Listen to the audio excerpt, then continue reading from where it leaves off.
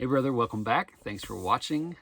If you've been following along, we are doing a book series that we are talking about all the books that I have brought with me on this cross-country trip in my RV to meet with men in the men's community. And I have already, the stack of books has gotten too big to lift at this point, but there's 20 or so books to the left of me that I have shared with you already. So if you haven't seen those videos already, go and watch them.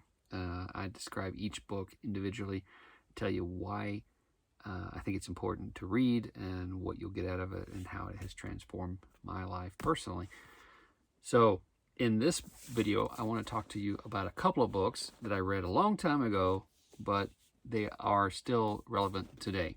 And these are, one is What to Say to Yourself When You Talk to Yourself, and the other one is The Gift. And both of these are books that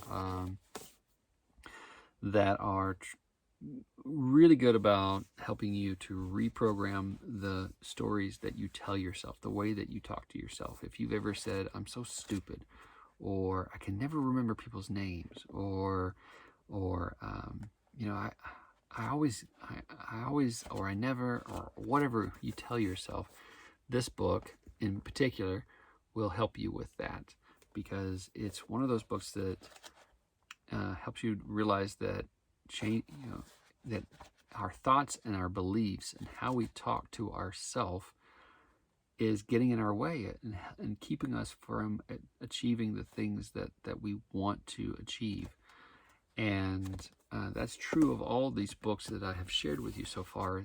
Our thoughts and our beliefs shape our reality, how we perceive the world, and what we pay attention to, and what we see, and what we think what is possible to achieve.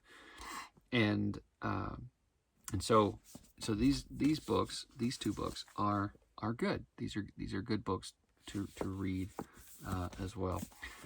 The other thing that's good is keeping a journal. Keeping a journal is a great way to transform your life. It is also important when in understanding what we say to ourselves, how we talk to ourselves. When you're keeping your journal, write in it your thoughts and your feelings, your real, genuine thoughts and your feelings, not what you think you want somebody else to read if they were to pick it up and read it, but what you are really thinking and feeling. And sometimes that means you're going to write some ugly things to yourself.